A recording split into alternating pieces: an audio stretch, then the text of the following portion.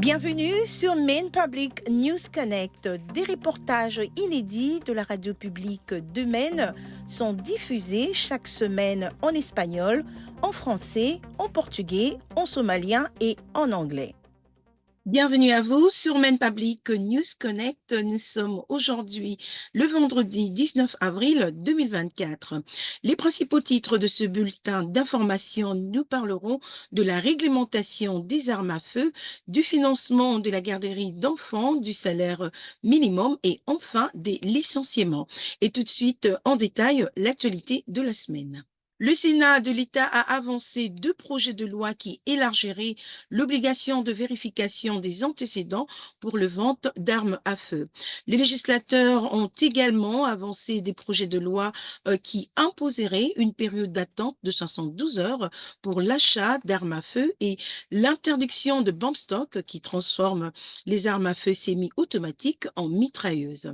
La gouverneure démocrate Janet Mills a présenté le projet de loi sur la vérification des antécédents à la suite de la fusillade d'Lewiston qui a fait 18 morts et plus d'une douzaine de blessés, signalant que la mesure exigerait de vérification d'antécédents pour toutes les ventes d'armes à feu privées des personnes à personne qui font l'objet d'une publicité en ligne ou imprimée. Et enfin, le projet de loi doit encore être voté à la Chambre des représentants et au Sénat. Une garderie bilingue du comté de Washington va s'agrandir en partie grâce à un financement fédéral de 831 000 $ annoncé cette semaine.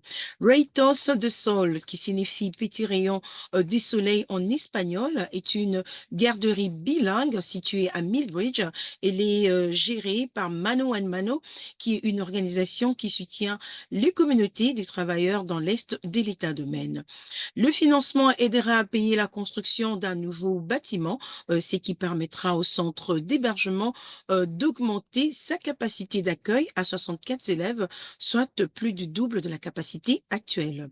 Le fonds proviennent d'un programme d'un financement du Congrès et ont été annoncés par le bureau du sénateur américain Angus King. La Chambre de représentants de Maine a voté de justesse en faveur d'une mesure visant à établir un salaire minimum pour les travailleurs agricoles. Le vote de 72 à 70 s'est déroulé en grande partie selon les lignes des partis, la plupart des démocrates soutenant la mesure et les républicains s'y opposant généralement. S'il est approuvé, le projet de loi obligera les employeurs à verser aux travailleurs agricoles les salaires minimums de l'État qui est actuellement de 14,15 $ par heure à partir de l'année prochaine. Le projet de loi a reçu un large soutien de la part de défenseurs des travailleurs agricoles et des groupes de l'industrie agricole lors d'une audience publique le mois dernier. Le magasin de vêtements et d'équipements de plein air, LL Bean, licencie des employés en réduisant les heures de travail de son centre d'appel. Le détaillant basé à Freeport a annoncé ce changement. Au début du mois, l'entreprise a déclaré que ce changement est une réponse à l'augmentation des achats en ligne et à la diminution des appels de la part des clients. Un porte-parole a déclaré qu'une grande majorité de plus de 500 employés du centre d'appel ne seront pas affectés selon les données de l'État. Et l'Elbin est l'un des 10 plus grands employés privés de l'État avec plus de 3000 employés. C'est la fin de ce bulletin d'information pour Maine Public News Connect. Merci d'avoir été avec nous. Je vous retrouve au prochain numéro et passez un excellent week-end.